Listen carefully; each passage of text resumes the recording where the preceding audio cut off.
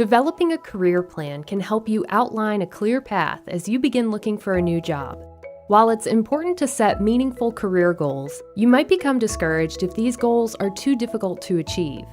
Try using the SMART goal method to help you create realistic and attainable career goals.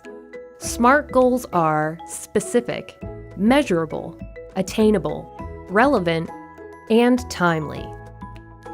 Specific. It will be much easier to reach a specific goal rather than a general goal. For example, a general goal might be, I will learn how to use Microsoft Excel. But a specific goal would be, I will complete an online Excel tutorial. Measurable. Ask yourself how much you want to accomplish and how you will know when you've reached your goal. For example, I want to increase my sales figures by 20% this year. Attainable. While you shouldn't make your goals too easy, you don't want to make them too difficult for yourself either.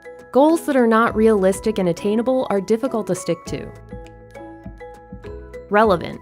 Make sure that your goals really matter. You shouldn't spend time on goals that aren't relevant and important. Timely.